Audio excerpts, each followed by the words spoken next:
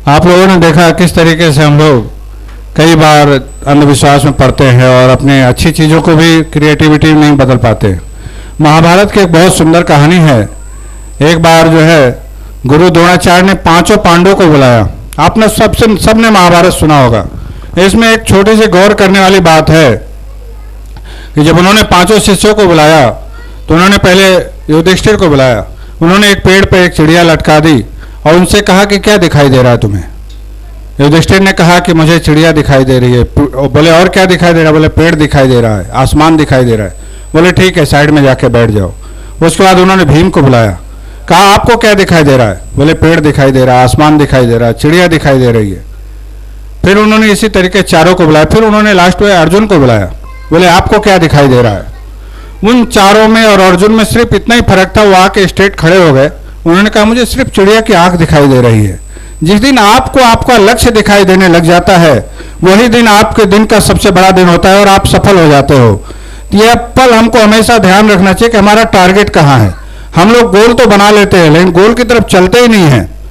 आप देखिए महाभारत में जब महाभारत युद्ध होने जा रहा था, भगवान कृष्ण और अर्जुन सारे शस्त्र रख दिया उन्होंने। उनके अंदर इतनी भी ताकत नहीं थी कि अपने रिश्तेदारों के साथ लड़ाई कर सकें। ऐसा मनोबल टूटा हुआ व्यक्ति आपके जीवन में, आप सोचें कि इतना कितनी बार होता होगा कि आप कितनी बार टूट जाते हो, जो आपका मनोबल गिर जाता है, आपको लगता है अब कुछ नहीं हो सकता है। उस समय भगवान कृष्ण ने किस तरीके से अर्जुन को पूरे महाभारत की चीजें बताई और उनका मनोबल उठाया और पूरा महाभारत विजय दिलाई। तो हमारे आसपास जो लोग रहते हैं, जो सकारात्मक सोच से आपको समझाते चीजें बताते हैं, जिससे आपके जीवन में परिवर्तन आता है, वह चीजें हमें हमेशा याद रखनी चाहिए कि हमें अपने कर्म पर भरोसा करना चाहिए, न कि फिजूल की बातों में और इधर उधर की बातों में। तो मैं ऐसा मानता हूं सकारात्मक सोच ने मेरे जीवन को भी बदला है। मैं जब गांव से आया तो बहुत सारे प्रॉब्लम्स थे मेरे, छोटे छोटे बच्चे, यहाँ बच्चों को क्या करना वो भी समझ में नहीं आ रहा था। लेकिन अपने था कि मैं पढ़ा लिखा हूँ तो मुझे बच्चों को अच्छे कॉलेज में पढ़ाना है। और आज मेरे बेटे एक इंजीनियर है, एक CS है। तो आपकी खुद की सोच आपके परिवार को, आपके समाज को आगे लेकर के जाती है। तो आपको खुद को बदलना चाहिए कि नहीं, आपका टारगेट क्या है, आप क्यों बदलना चाहते हो। मैं आपको बताऊं कि एक पति पत्नी थे जो जब पहले गरीब थे, बहुत प्यार था दोनों में, घर चल रहा था, परिवार चल रहा था, खुशहाली भी थी। लेकिन टाइम आया ऐसा कि उनके आपस में झगड़े शुरू हो गए। जब उनके पास पैसा आया, घरों में झगड़े शुरू हो गए। दोनों एक दूसरे से झगड़ा करते हैं। धीरे धीरे पति को लगा कि मेरे दुर्भाग्य का कारण पत्नी है, और पत्नी को लगा कि पति जो है मेरी बात मानते ही नहीं है। रोज के झगड़े से तंग आ गया। एक दिन पत्नी जो है झगड़ा करके मायके चली गई। पति ने कहा बहुत अच्छा हुआ, आज तो बड़ा सुकून की नींद आएगी। पहली रात तो उसे नींद आई, लेकिन धीरे धीरे दूसरे दिन से उसको लगा कि रोज झगड़ा करते थे, अब घर तो खाली हो गया, अब क्या करूं। और 15 दिन के बाद उसने सुसाइड कर लिया। उसको इतना एकाकीपन खला कि नहीं, पूरी जिंदगी लड़ते रहे थे, अगर वो लड़ना बंद कर दे तो उनकी भी प्रॉब्लम ही हो जाती है। तो हमें जिंदगी में सोचना है कि लड़ाई में भी प्यार है।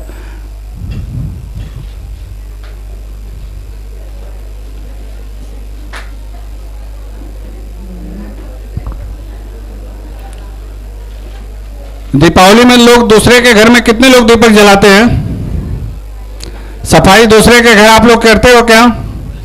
नहीं, अपने घर तो आप सफाई करते हो, अपने घर का कचरा भी निकालते हो, लेकिन दूसरे के घर भी आप दीपक जलाते हैं? कभी नहीं जलाते हैं। सभी लोग अपने घर की सफाई करते हैं, दीपक जलाते हैं। और जब आप शाम को जब टेरेस पे जाते हो तो आपको क्या दिखाई देता है? पूरा शहर जगमग हो गया है। ऐसे आपको खुद को जगाना है। भगवान बुद्ध ने बहुत अच्छा शब्द कहा था, आत्मदेवो भव, कि आपको अपनी आत्मा को ही देखना है, अपने अंदर दीपक जलाना है। जिस दिन आप अपने अंदर दीपक जलाओगे तो सारा संसार में दीपक जलेगा। वो उजाला तभी फैलेगा कि जब आप उस दीपक को फैलाना शुरू करोगे। मैं आपको बताऊं कि एक बिहार की घटना है जहां माँ बाप के पास बहुत कम पैसे थे, लेकिन पिताजी ने सोचा कि मुझे अपने बेटे को बहुत बड़ा ऑफिसर बनाना है। और वो जब सोचने लगे, उन्होंने बेटे को भेजा दिल्ली पढ़ने के लिए। बेटा पढ़ने लगा, पहले साल फेल हो गया। उसको था कि IAS बनाना है मुझे बेटे को, वो IAS बन नहीं पा रहा था। उसने पिताजी को कहा कि पिताजी मैं IAS बन नहीं पाया, मैं ऐसा करता हूँ कुछ बच्चों को ट्यूशन पढ़ाता हूँ जिससे मेरी कमाई हो जाएगी। तो पिता ने कहा नहीं बेटा, तुम अगर ट्यूशन पढ़ाओगे तो तुम्हें धूप में चलना होगा, धूप में चलोगे तो तुम्हारी जो है तबीयत खराब हो जाएगी और तुम पढ़ नहीं पाओगे, और तुम्हारे लिए तो मैं अपनी किडनी तक बेच दूंगा। जब ऐसा बाप ने कहा तो पिताजी ने के कहने पे बेटे ने फिर से पढ़ाई शुरू की और वो IAS ऑफिसर बन गया। IAS ऑफिसर बनने के बाद उसे जब टीवी वालों ने बुलाया तो उस बेटे ने क्या कहा मैं आपको दिखाना चाहूँगा।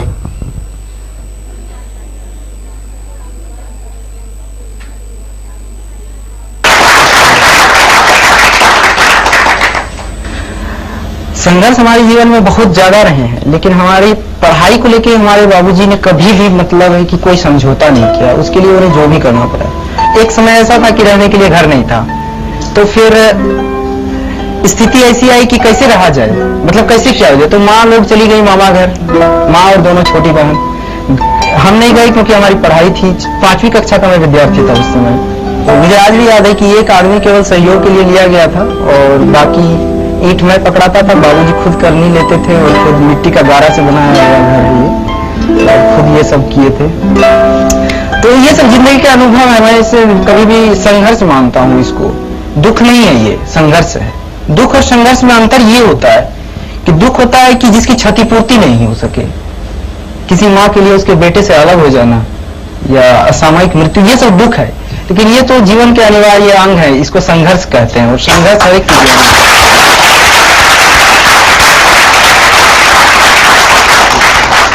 पिता ने आपको पढ़ाने के लिए अपने खेत बेचे भी हैं? जी हाँ, हमारी 80% खेत बिक चुके हैं। और जब पहली बार सिलेक्ट नहीं हुए तब उन्होंने क्या कहा था? हाँ, उन्होंने एक चीज कहा था, मैंने ये चीज बाद में मैंने जाहिर भी किया कि इस भावना को। तो उन्होंने कहा था कि हम बोले कि बाबूजी पैसा कहाँ से आएगा, हम ट्यूशन पढ़ाएंगे मुखर्जी नगर में या यहाँ पर मिल जाते हैं यहाँ पर। बोले कि आप लोग कृपया 10-15 मिनट और बैठ जाएं, उसके बाद निकलिएगा। पढ़ाई जो है 10-15 मिनट ध्यान दो। धूप में मत चलना, ऑटो में चलना, क्योंकि धूप में चलोगे तो थक जाओगे और पढ़ाई पर इसका बुरा प्रभाव पड़ेगा। अरे तुम्हारे लिए तो हम अपनी किडनी तक बेच देंगे। तो ये एक ऐसी बात थी जो मतलब है कि इस तरह की ये भावना इतनी महान है कि इस भावना के कारण हम कभी भी मतलब अपनी पढ़ाई, अपनी कमिटमेंट से पीछे नहीं हटे। एक बात बताइए, आज अगर आपके पिता आपके सामने खड़े हों तो आप उनसे क्या कहना चाहेंगे? देखिए, मेरे बाबूजी तो अभी मेरे गांव में हैं और शायद अगर इस प्रोग्राम को वो देख रहे होंगे तो मैं उनसे यही कहूंगा कि मेरी सफलता से अलग आपके बेटे होने में मेरी सार्थकता है और बस इसी सार्थकता को जीवन भर महसूस करना चाहिए।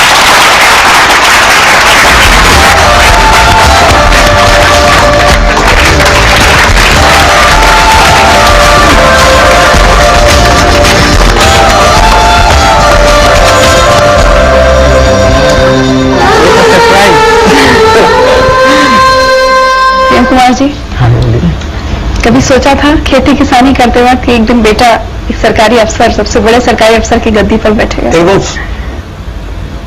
जब से इसको पढ़ाई में ख्याल आया तब से मैंने ये सोचा था, ये आज की सोच नहीं है। आपको पता था IAS क्या होता है? IAS क्या होता है ये पता नहीं था, लेकिन अफसर जो होते हैं मेरी जिला के, हाँ। उसको तो देखे थे। हाँ, सही बात है। कभी अपने बेटे से नहीं कहा कि अरे तुम नहीं कर पाओगे, तुम कहा मैं नहीं तुम्हारा खर्चा पढ़ाई का उठा पाऊंगा? मैं कैसे कह दूं, वो कभी नहीं सोचा। मैंने खर्चा उठाने के लिए तैयार था, मेरे पास जमीन थी, जमीन बेच कर देते। मेरे पिताजी ने मुझे मरने के बाद दी, अब वो जमीन मैं इसको देता मरने के बाद। तो ये मैंने सोचा कि मरने के बाद क्यों मैं दूं, अब ये दे दे, और रहेगा तो बेटा का और नहीं रहेगा तो बेटा का। उधर देखिए। जी बेटा कैसे हो? आप खाना खाने के ध्यान दीजिए। आप तुम्हारे लिए गुड़ रोटी बनाई है। आप तुमने ज्यादा खाना पीना का ध्यान दीजिए। आप तुम्हारे लिए हम दुल्हन खज के रखे हैं, उसका तोड़ हुआ है। खाना आपको तैयारी गुड़ रोटी है।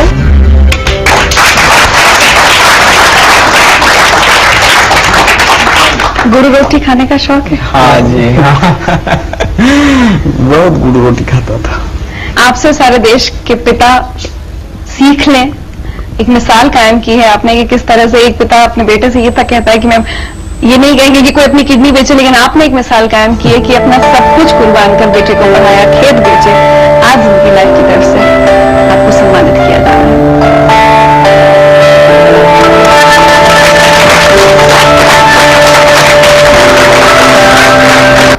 मैं महात्मा गांधी जी की एक घटना बताना चाहूंगा। जब वो एडवोकेट बने तो मुंबई हाई कोर्ट में उनके पैर लड़खड़ाते थे, बोल नहीं पाते थे और वो अपने पति पत्नी में ही खुश थे। लेकिन जब वो यहाँ से विदेश गए, वहाँ पर जो उनके साथ ट्रेन में घटना घटी, जब उनको ट्रेन से उठा के फेंक दिया गया, तब उनके अंदर नायकत्व का पैदा हुआ। उन्होंने कहा कि नहीं, मुझे तो इसके खिलाफ लड़ना है। और उन्होंने जो लड़ाई लड़ी और आज उसके वजह से देश आज़ाद हुआ, कहाँ तक पहुँचे। तो आपके जीवन में जब भी कोई घटना घटती है और आप उस पल को ठान लेते हो कि मुझे जीवन में करना है, जैसा मैडम ने बताया कि डिग्री देख करके मुझे मोटिवेशन मिलता था कि ऐसा करना है। मैं तो सोच भी नहीं सकता था कि मैं यहाँ पर आकर के मोटिवेशनल सेशन करूँगा। मैंने ऐसा कभी सोचा नहीं था, लेकिन मेरे मन में हमेशा था कि मैं एक दिन ऐसा करूँगा कि लोगों के साथ मैं खड़ा हो सकूँ और बात कर सकूँ। आज उसका परिणाम है कि मैं यहाँ पर आपके सामने खड़ा हूँ। आज आप देखें कि हमारे जितने भी महान पुरुष हैं, स्टीव जॉब्स की कहानी ले लीजिए। वो बालक जो अनाथ पैदा हुआ, उसके जीवन में उसकी माँ ने अनाथ आश्रम में दे दिया है, बोले किसी को आप दे दीजिए इस बच्चे को। जब वो एक परिवार लेने आया तो उस परिवार ने 12 बजे रात में ये कह दिया कि मैं इस बच्चे को गोद नहीं ले सकता, मुझे तो बेटी चाहिए। तो उन्होंने एक परिवार का जिसका पहले से वेटिंग था उसको फोन किया, क्या आप एक बेटा हुआ उसको लेना चाहेंगे? तो उन्होंने कहा मैं लेना चाहूंगा। और वो आए और उन्होंने लेके गए। तो इसकी माँ को पता चला वो ग्रेजुएट भी नहीं है। तो उन्होंने स्टीव जॉब्स को ले गए और उन्होंने कहा इस गारंटी के साथ ले गए कि मैं इसको ग्रेजुएट कराऊंगा। और जब स्टीव जॉब्स को पढ़ने के लिए भेजा गया स्टैनफोर्ड जैसे महंगे कॉलेज में, तब स्टीव जॉब्स को लगा कि मेरे जीवन का मकसद नहीं, मेरे माँ बाप के सारे पैसे इसी में खर्च हो जा रहे हैं। और उसने सोचा कि मैं ऐसी पढ़ाई करके क्या करूँगा। उसने कॉलेज छोड़ दिया। कॉलेज छोड़ने के बाद उसको जो पसंद था उसकी कैलीग्राफी की क्लासेस उसने करने लगा। कैलीग्राफी के क्लासेस में उसे मजा आता था। और फिर उन्होंने गैरेज से स्टीव जॉब्स ने वहां से एप्पल की स्थापना की। 2 लोगों की कंपनी 4000 लोगों की कंपनी बन गई और पूरी दुनिया में फेमस हुई। और एक टाइम आया कि उसको उसी कंपनी से निकाल दिया गया। जब निकाल दिया गया उसको लगा कि ऐसा क्यों हुआ मेरे साथ, कि मैंने इतनी मेहनत की, इस कंपनी को खड़ा किया और फ्यूचर विजन को लेकर के झगड़ा हुआ, उसे उसी कंपनी से निकाल दिया गया। उसके बाद वो बहुत सालों तक भटकते रहे। फिर से उन्होंने अपने आप की क्रिएटिविटी को खत्म नहीं किया और उन्होंने सोचा मैं फिर से कर सकता हूँ। उन्होंने दूसरी कंपनी खड़ी की और उसको खड़ी करने के बाद फिर से उन्होंने तैयारी की। बाद में उनको वापस एप्पल में ले लिया गया। और बाद में उनको जब कैंसर हुआ, कैंसर होने के बाद स्टीव जॉब्स ने कहा था कि मैंने जब मौत को बहुत नजदीक से देखा, उस दिन मुझे पता चला जिंदगी क्या होती है, जिंदा कैसे रहा जाता है, और उससे लड़ना आ गया। तो हम लोगों के जीवन में भी बहुत सारी निराशाएं आती हैं।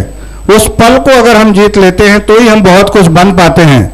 बात यहाँ विश्व सुंदरी की हुई है तो मैं सुष्मिता सेन के विषय में बताना चाहूँगा। एक भोली भाली लड़की कलकत्ता से निकली हुई, उसने ख्वाब देखा कि मुझे विश्व सुंदरी बनना है। और उस समय बहुत मुश्किल काम था, लेकिन उस लड़की ने कहा नहीं मुझे करना है। मैं उसकी एक क्लिपिंग दिखाना चाहूँगा आपको।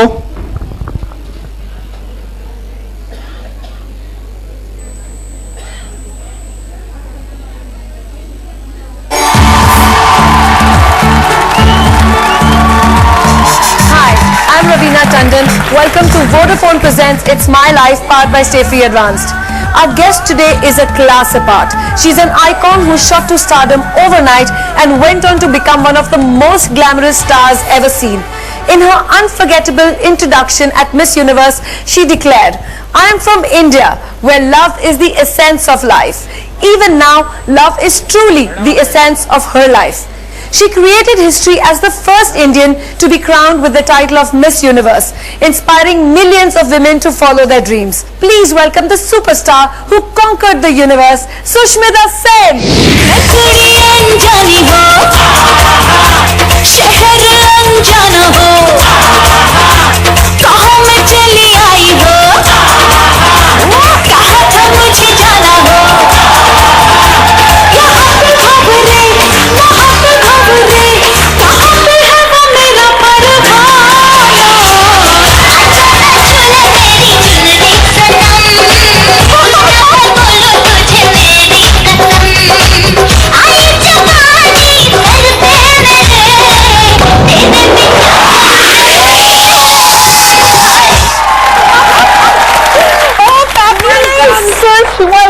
also.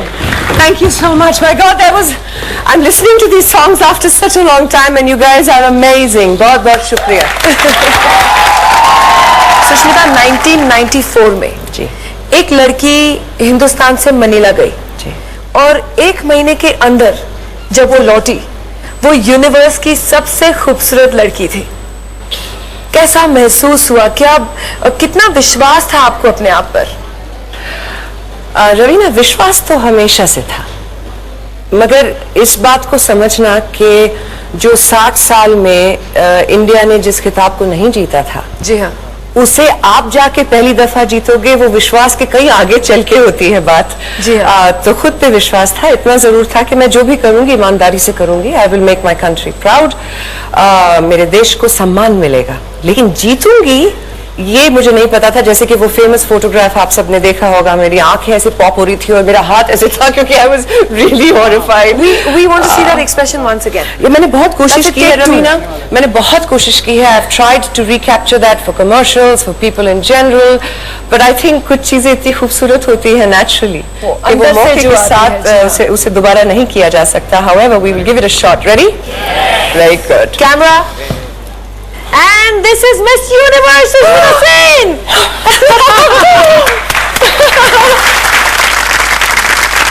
But जब आप वापस लैंड की, जब आप कोलकाता लैंड की, you touched the Indian soil again.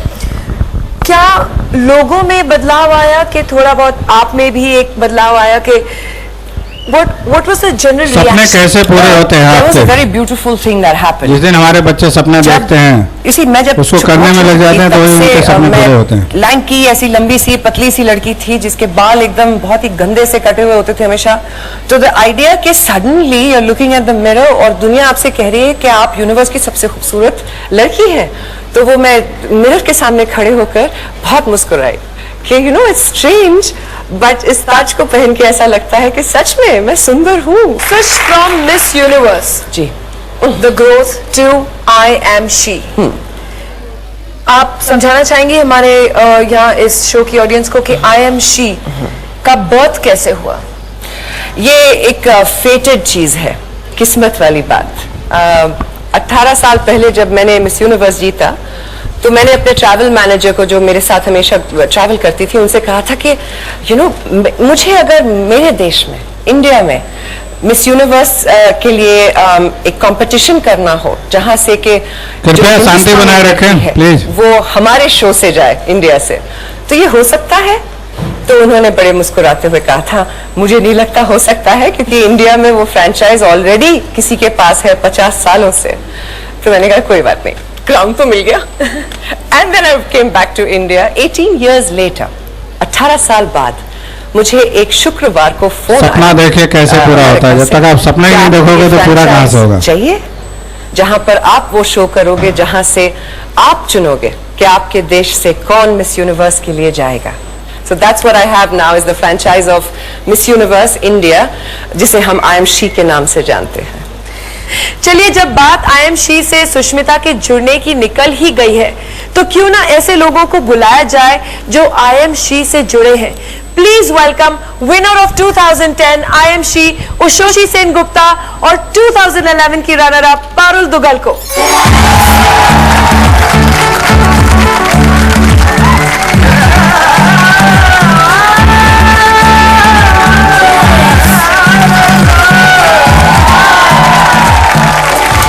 Aren't they beautiful? Say yes. Come on. No, better yet, you may applaud that. This is Ushoshi, जो हम सब के दिल के बहुत करीब है, क्योंकि हमारे कंपनी को जब ये फ्रेंचाइज नसीब हुआ, I am she की ये सबसे पहली विनर हैं जिन्होंने हमारे देश को मिस यूनिवर्स कंपटीशन में रिप्रेजेंट किया. And this is Parul. She made us very very proud because ये पिछली साल हमारे as you we were talking about the Miss Universe franchise, मगर ऊपर वाले की मेहरबानी है कि पिछले साल से हमने 2 नए franchises competition में attach किया है, which is Miss Globe International and Miss Asia Pacific World. So she went to Globe International in Turkey और वहाँ पर ये second place जीत कर आई हैं और हमारे लिए बहुत बड़ी बात है. उषोशी, मैं आपसे पूछना चाहूंगी पहले कि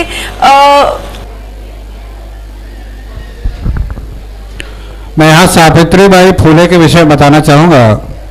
जब 1850 के आसपास हमारे महाराष्ट्र में पूरे देश में महिलाओं को पढ़ाना वर्जित था, बच्चियों को पढ़ाया ही नहीं जाता था।